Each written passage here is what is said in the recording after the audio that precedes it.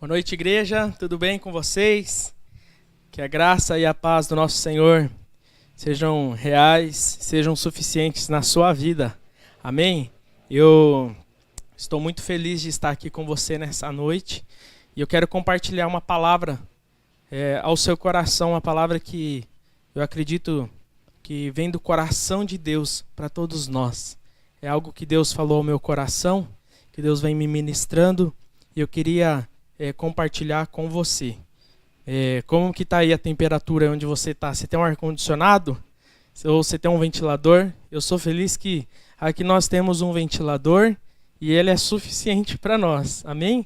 Às vezes dá um pouquinho de calor, mas faz parte da vida do maringaense. Não é verdade?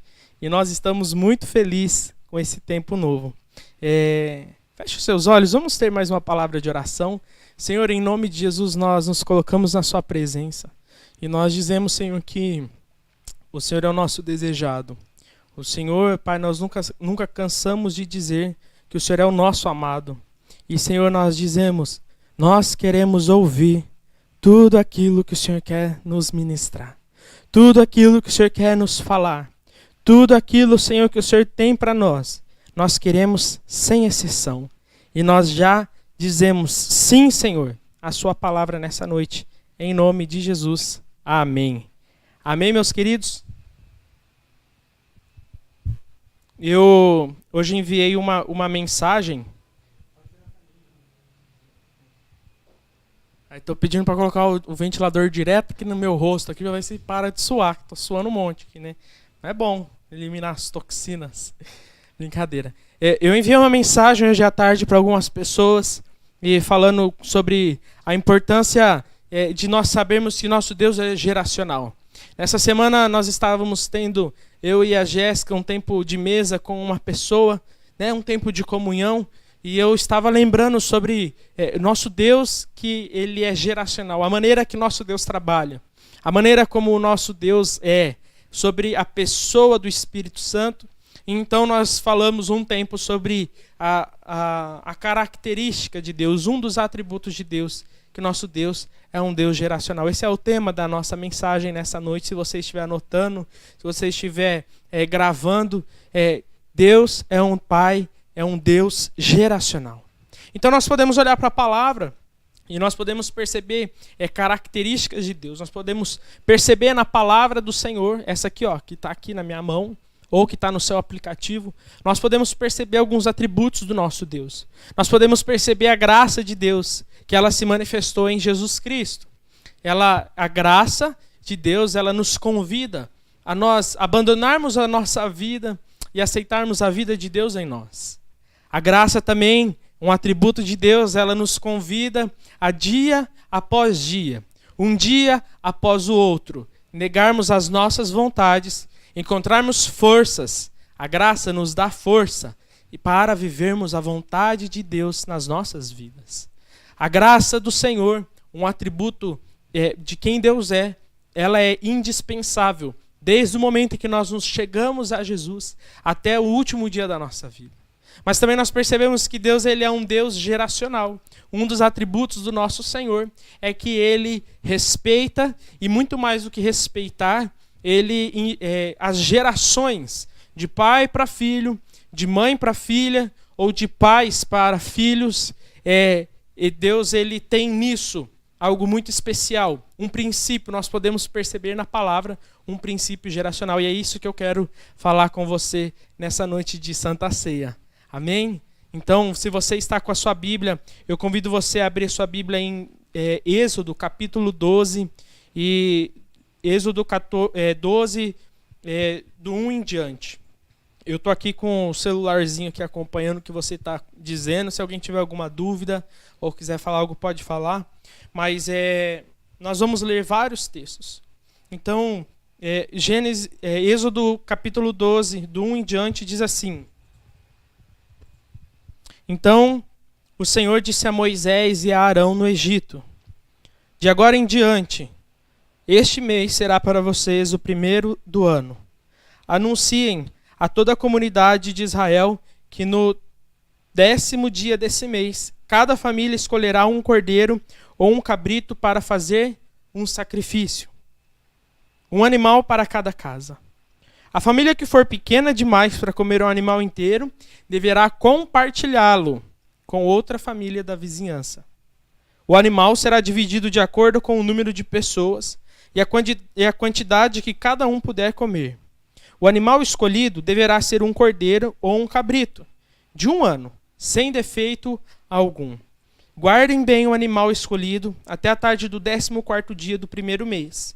Nesse dia toda a comunidade de Israel sacrificará seu cordeiro ou cabrito ao anoitecer. Em seguida tomarão um pouco de sangue, pegarão, fica melhor, senão você vai beber, pegarão um pouco de sangue e passarão nos batentes laterais e no alto das portas das casas, onde comerem o animal.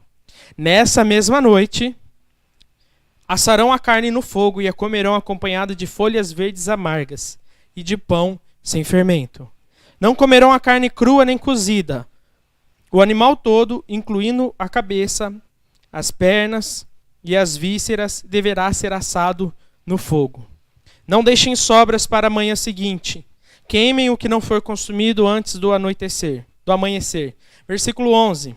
Essas são as instruções para quando fizerem a refeição. Estejam vestidos para a viagem, de sandálias nos pés e de cajado na mão. Façam a refeição apressadamente, pois é a Páscoa do Senhor. Versículo 12. Nós estamos em Êxodo 12, agora versículo 12 você está vendo aí na tela. Nessa noite passarei pela terra do Egito e matarei todos os filhos mais velhos e todos os primeiros machos dentre os animais na terra do Egito.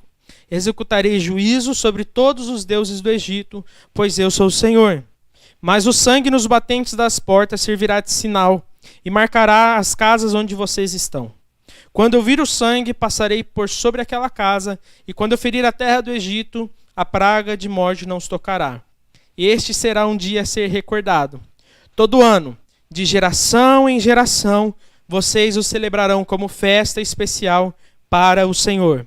Essa é uma lei permanente. Essa é uma lei permanente.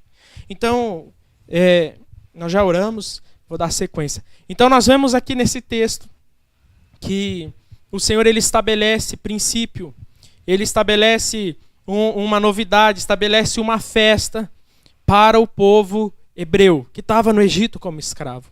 Recordando um pouquinho antes, não sei se você já leu a Bíblia, mas um pouquinho antes, nós podemos ler, depois você pode ler aí na hora que acabar de assistir aqui essa ministração, você pode ler na sua Bíblia que Moisés, Deus deu uma missão para ele.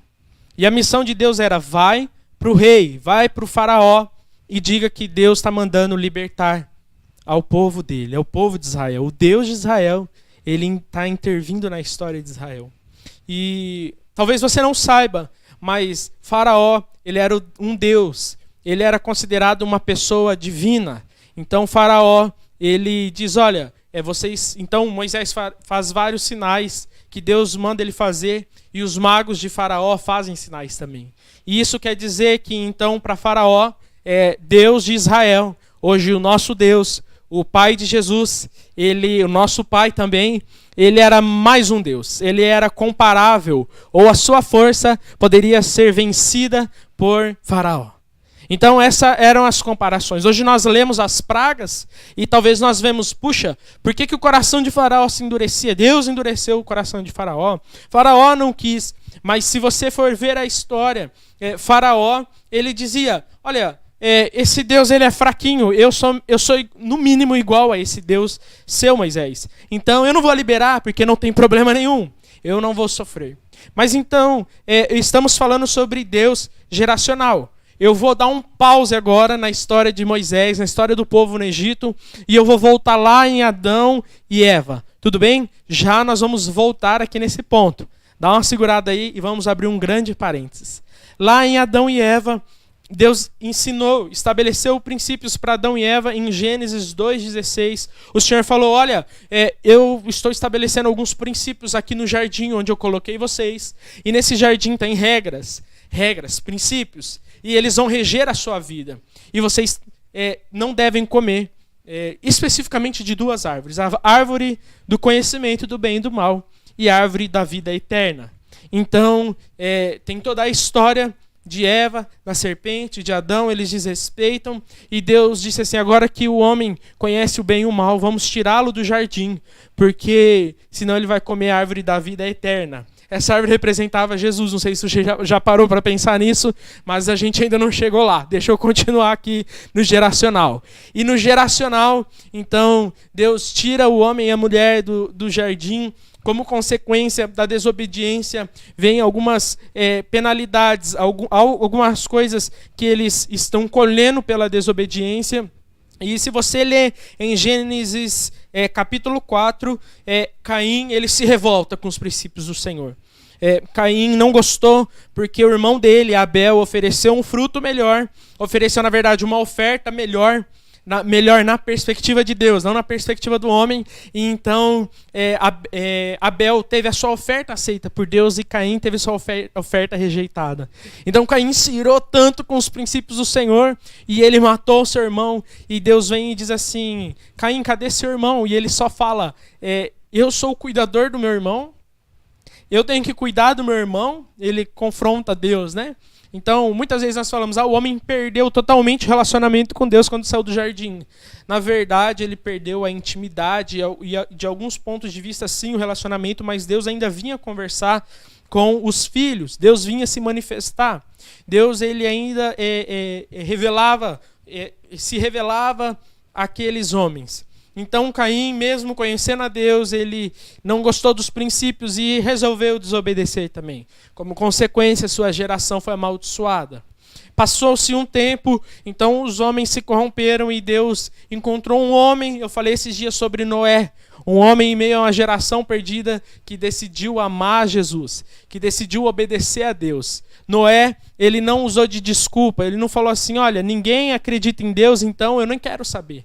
Ele simplesmente ouviu a Deus, obedeceu a Deus e ele trouxe sua família junto consigo. Então o Senhor vinha ensinando aos seus filhos, vinha ensinando, trazendo princípios, mas chegou um ponto na história que você pode ver em Gênesis 12, em que Deus ele chama Abrão e ele diz: Abrão, agora a história vai ser diferente. Abrão, a partir de agora eu vou estabelecer uma família, eu vou estabelecer um povo, e esse povo, se você quiser, a partir de você, sai do meio da onde você está, da sua cultura, e eu vou te ensinar como é no céu, e a partir de você e da sua família virá o Messias. Então Abrão ele sai da sua família, leva ainda seu sobrinho. Então alguma coisa é atrasada na vida de Abrão, e ele passa ali 25 anos andando pela terra, e chega um dia, quando Abrão estava com 99 dias, Deus diz para ele: olha, agora o seu nome será Abraão, mas eu quero uma coisa de você, e eu quero ler com você, meu irmão, esse texto, Gênesis capítulo 17, tá bom? No 12 Abrão foi chamado, mas no 17 o nosso Deus vem e ele traz uma palavra para Abrão. Ele traz uma palavra agora para Abraão, e nós precisamos falar sobre isso. Gênesis 17, versículo 9. Diz assim: então Deus disse a Abraão: é a sua responsabilidade permanente, Abraão, e dos seus descendentes, obedecer os termos da aliança. Este é o sinal da aliança que você e seus descendentes devem guardar. Todo indivíduo do sexo masculino entre vocês deve ser circuncidado. Cortem a carne do prepúcio como sinal da aliança entre mim e vocês. Todo menino deve ser circuncidado no 8º dia depois do nascimento, de geração em geração. Isso se aplica não apenas aos membros de sua família, mas também aos servos nascidos em sua casa e os servos estrangeiros que você comprou. Quer sejam nascidos em sua casa, quer os tenha comprado, todos devem ser circuncidados. Terão no corpo o sinal da minha aliança sem fim. O indivíduo do sexo masculino que não for circuncidado será excluído do seu povo, pois quebrou a minha aliança. Então Deus diz assim: olha, Abraão, a partir de agora eu vou dar uma tarefa para você. A tarefa que eu dou para você é que você vai ter filhos, sim, vai ser através de você que eu vou fazer uma poderosa, mas você precisa entender que eu sou geracional. Você vai ter que ensinar para os seus filhos. Os seus filhos ensinarão para os filhos dos filhos dele que vocês são um povo diferente. Que tem alguma coisa de diferente em vocês. E eu não quero, depois a gente entende isso, que Deus disse a Abraão, não quero que você, a partir do seu filho, que venha uma mulher ou você se mistura com outros povos. Então, toda vez que o homem olhar e ver que ele é circuncidado, ele vai se lembrar do chamado dele e que através da sua descendência, Abraão virá o Messias, virá o Redentor da humanidade, virá restaurar o jardim. E sabe, eu quero falar com você sobre um Deus geracional, porque não é uma história em específico, não é um versículo em específico, mas quando nós paramos para estudar a Bíblia, nós entendemos que é um princípio em específico da cultura da qual nós queremos fazer parte. Nós temos falado sobre a cultura dos céus, nós temos falado sobre a importância de ativarmos o céu na terra, nós temos falado da importância de transbordar o reino dos céus, e para isso nós precisamos entender princípios. E um dos princípios que nós já entendemos, mas eu quero reforçar com você nessa noite de Santa Ceia,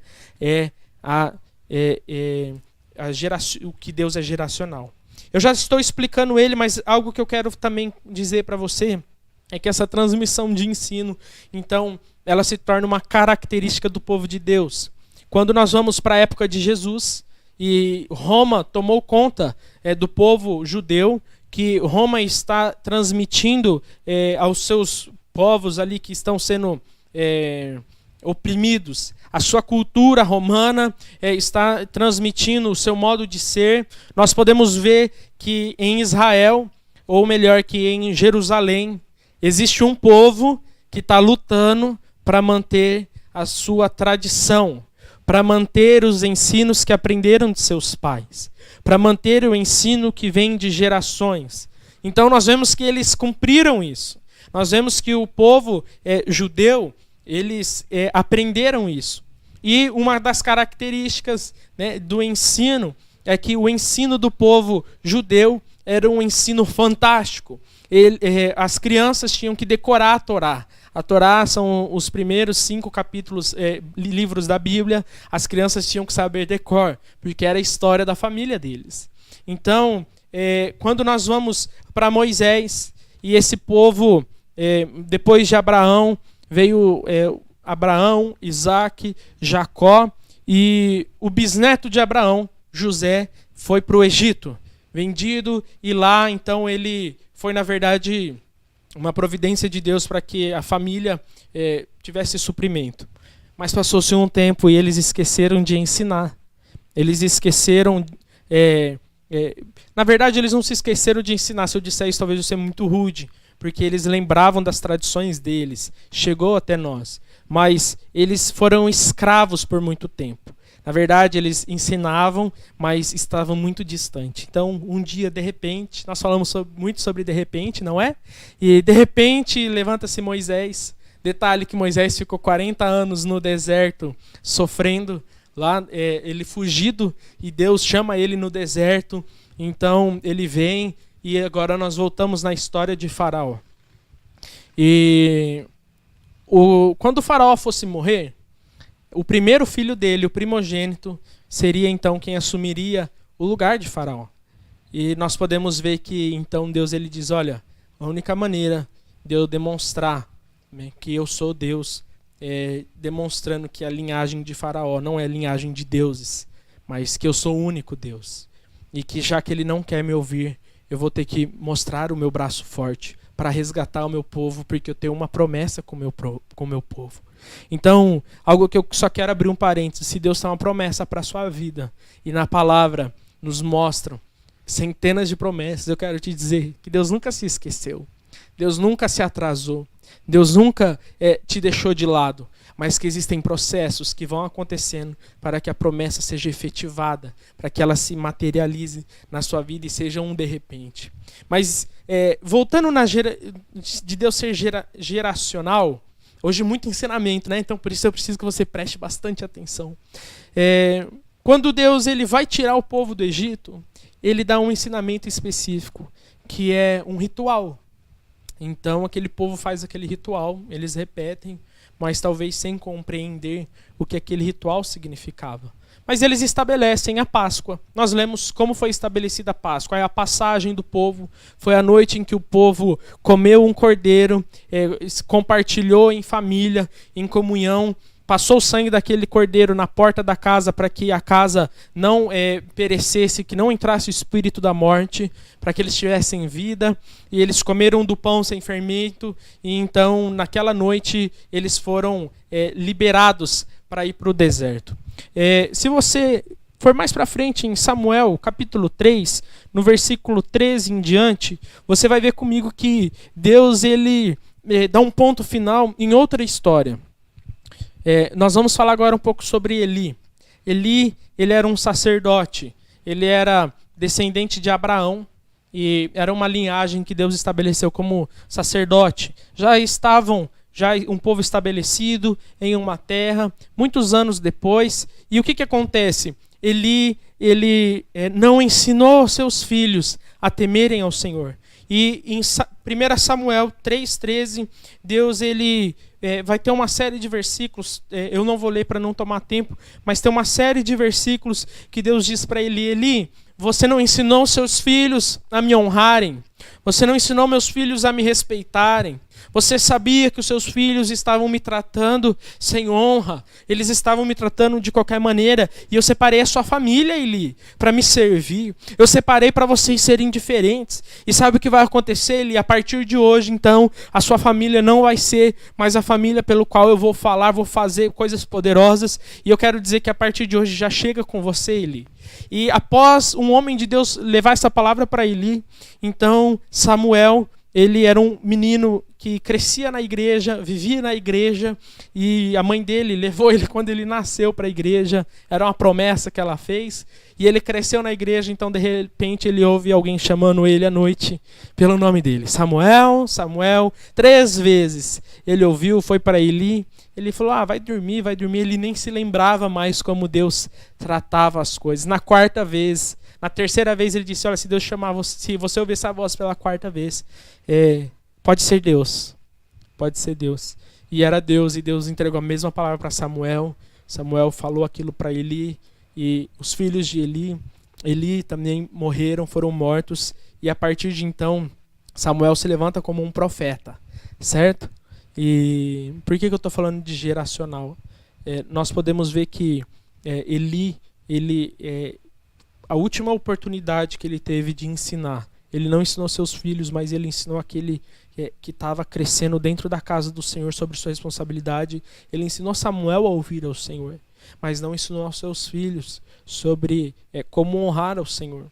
Mas nós vemos Samuel se levantando então como um grande homem de Deus, e Samuel é quem unge o primeiro rei de Israel. Ele não queria, mas ele obedeceu ao Senhor, ele ungiu Davi. E nós vamos ver depois, lá em Isaías 11:10, que Jesus, ele é quem... Eu não sei se está dando para entender o que eu estou dizendo, porque eu estou só jogando informação para dar tempo da gente chegar no final.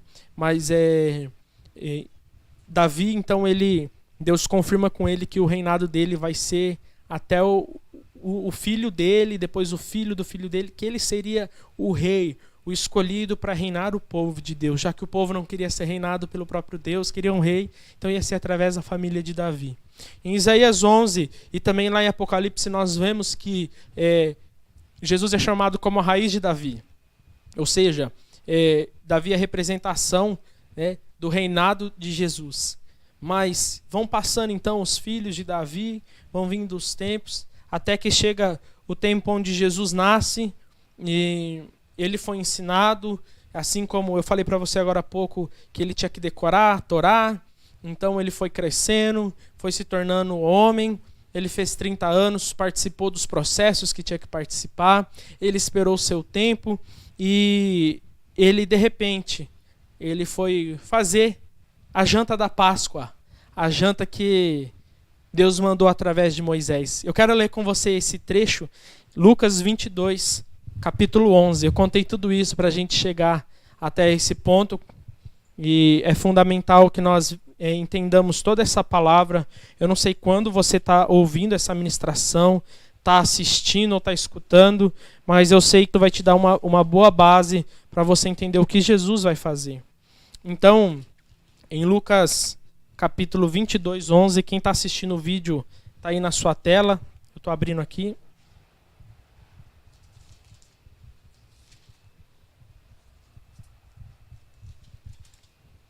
Diz assim,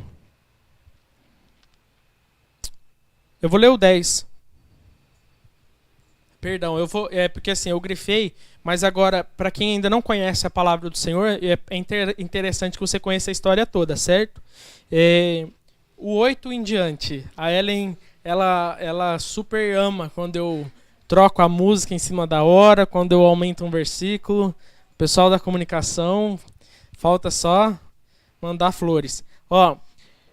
Lucas 22:8 diz assim, Jesus mandou Pedro e João na sua frente e disse, vão e preparem a refeição da Páscoa para que a comamos junto. Então era o terceiro ano que eles estavam caminhando, já tinham comemorado 2 vezes, eles foram. E eles falaram, Senhor, onde o Senhor quer que a preparemos?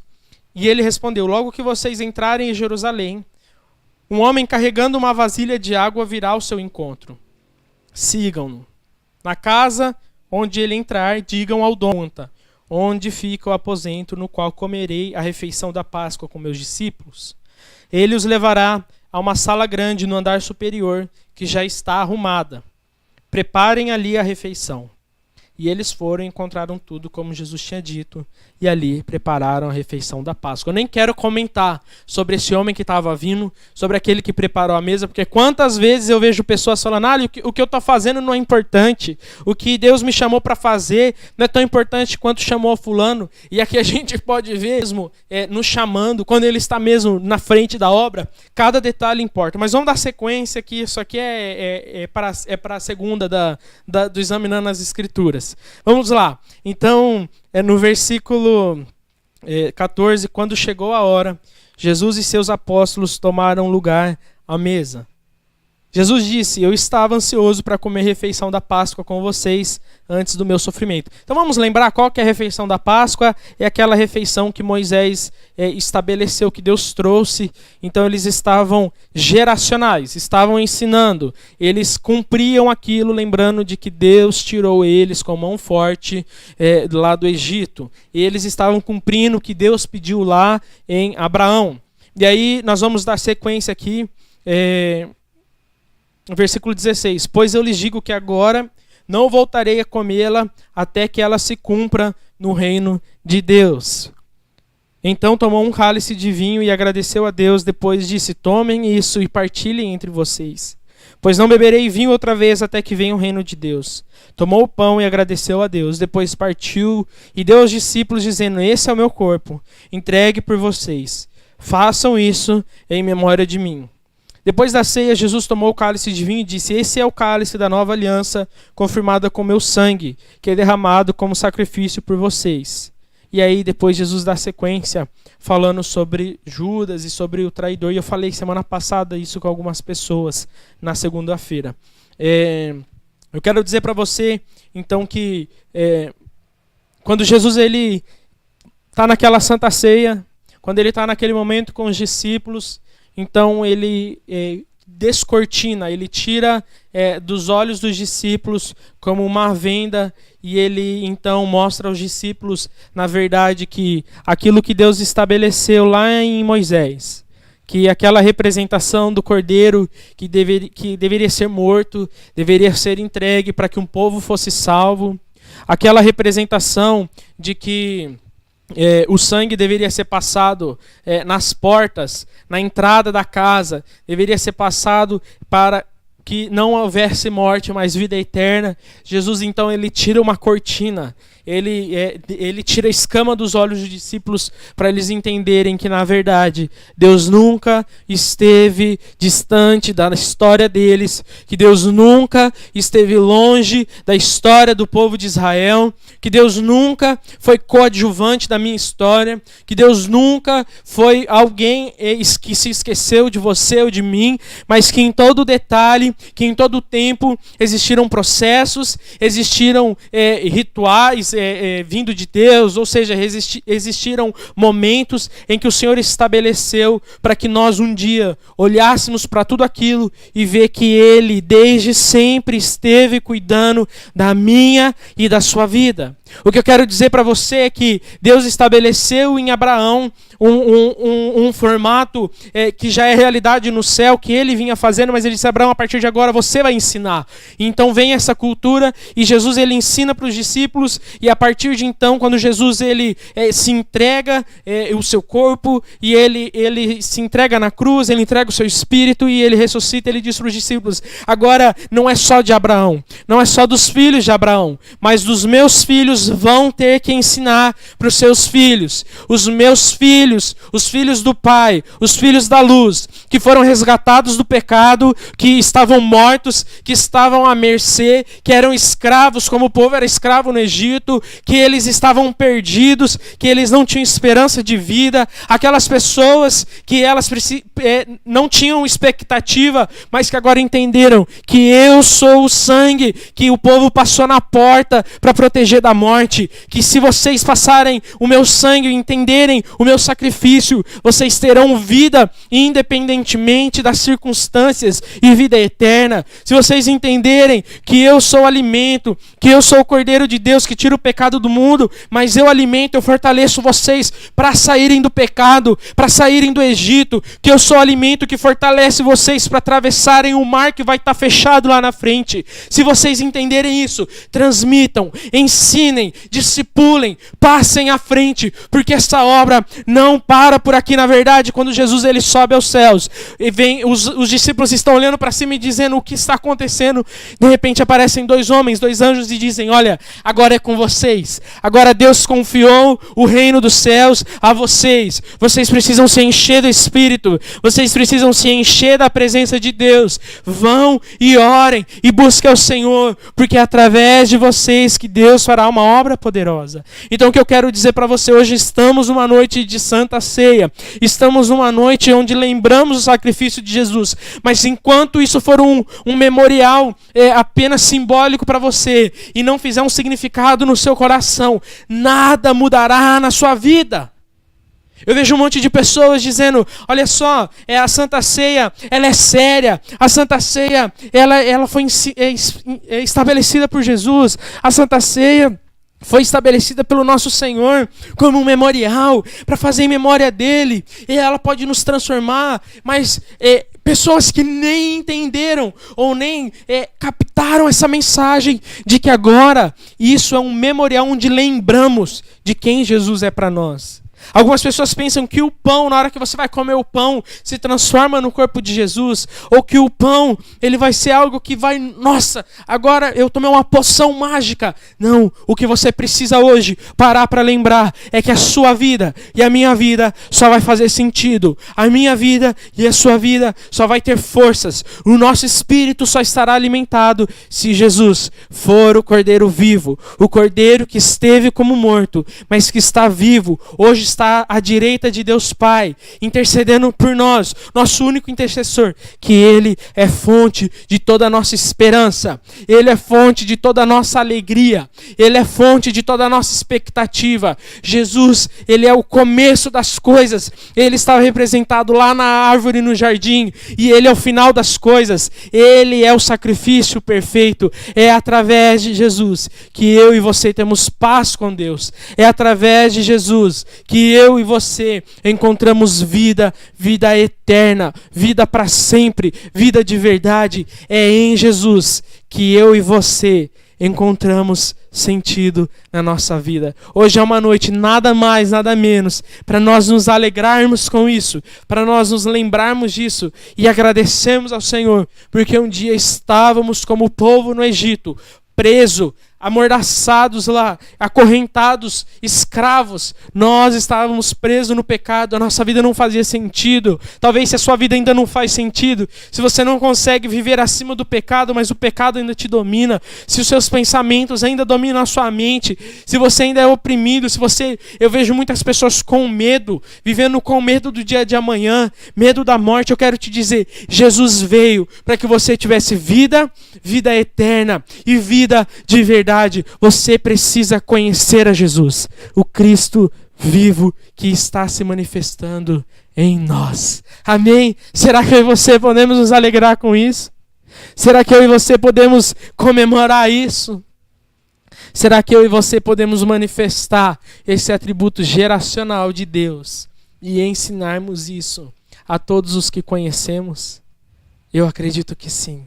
Eu acredito que eu e você nessa noite podemos fazer da nossa família uma família onde o céu se manifesta, onde o céu é transbordado, pelo simples fato, não pelo fato de que nós somos bons o suficientes, mas pelo fato de que nós reconhecemos que sem Jesus não há esperança, que sem Jesus não tem expectativa para nós. Eu quero dizer para você, coloque as suas esperanças em Jesus. Eu quero dizer para você, hoje é uma noite onde nós paramos tudo para lembrar de quem é Jesus em nós. Nós vamos celebrar a Santa Ceia do Senhor. Eu não sei se você tem água, se você tem pão, se você tem um suco de uva, se você tem um vinho, eu não sei com o que você vai cear nessa noite.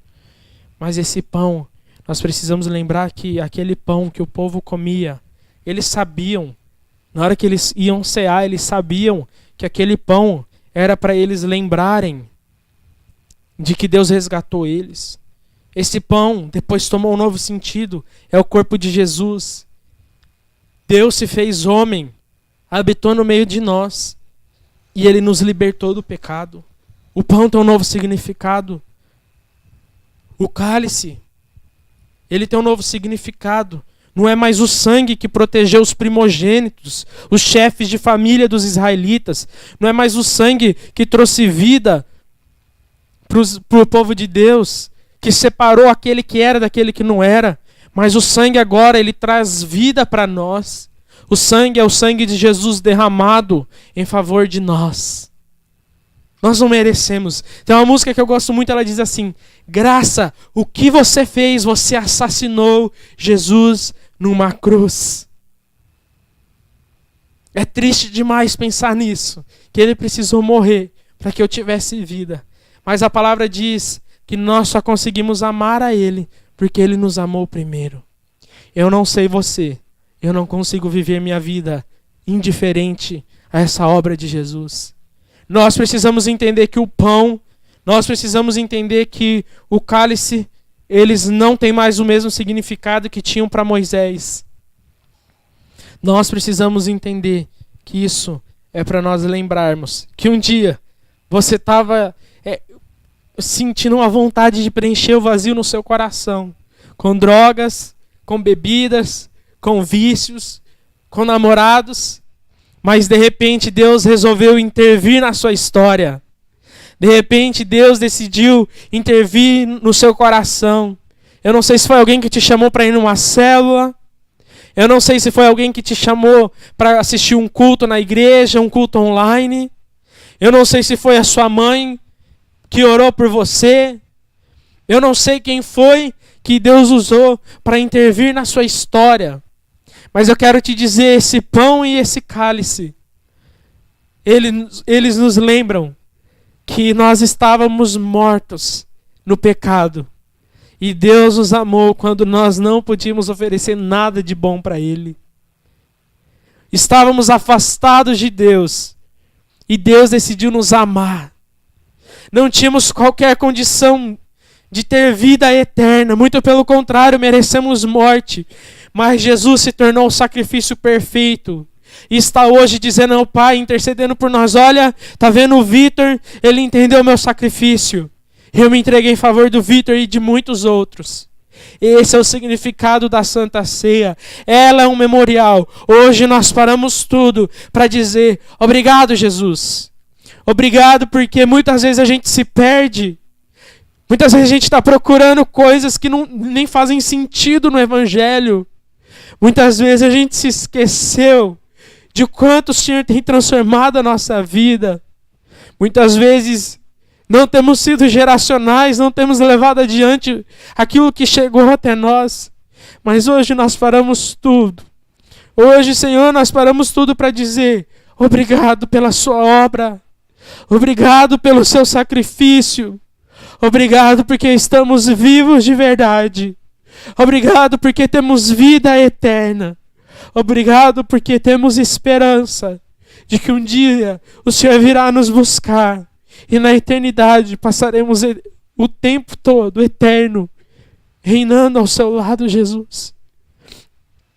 Nós dizemos sim para o seu sacrifício, sim para o seu amor. Nos perdoa porque muitas vezes estamos como o povo lá no Egito, sem entender o que significava o pão, sem entender o que significava o sangue, e às vezes nem querendo fazer parte. Mas hoje entendemos que o Senhor nunca esteve alheio à nossa história. Às vezes um acidente, às vezes um atraso, às vezes uma briga, às vezes, Senhor, uma bronca, quero dizer, foram tudo o seu cuidado para que hoje estivéssemos juntos ao Senhor. Obrigado, Jesus. Nós queremos te honrar com a nossa vida. É no nome de Jesus, Pai, que nós te agradecemos por esse amor tão grande. Amém. Amém? Você pode pegar o seu pão, pode comê-lo.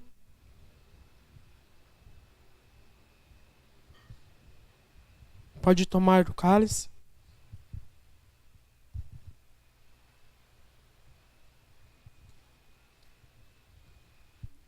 Se eu e você olharmos para a história de Abraão, logo depois que Deus chama ele para ser geracional, eu acredito que Deus está dizendo assim: você precisa entender como eu trabalho. Deus, ele pega a promessa que ele tinha dado para Abraão, que era um filho. E ele diz: Abraão, eu quero ver se você entendeu. Você precisa matar seu filho, se você me ama. E Abraão fala: tudo bem, Deus.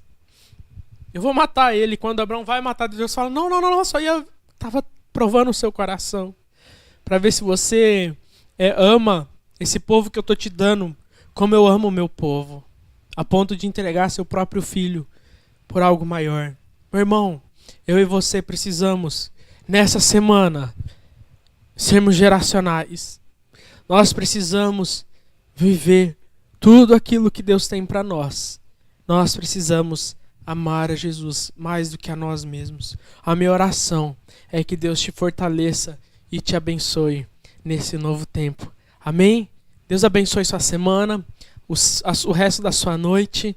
E amanhã eu estou aqui novamente. Na verdade, eu vou estar só no YouTube. Quem está assistindo pelo Facebook não vai assistir, mas entra no YouTube amanhã às 8 horas. Nós vamos falar mais um pouco sobre esse Deus geracional. É bem rapidinho. Tem dado em média de 15 a 20, no máximo 30 minutos. Você pode, talvez não dá tempo de assistir ao vivo, você assiste depois, mas não perde. Nós precisamos examinar as Escrituras, ir mais fundo sobre quem Deus é e o que Ele tem para nós. Amém? Deus abençoe a sua semana. Fica com Deus. Um abraço e até mais. Tchau, tchau.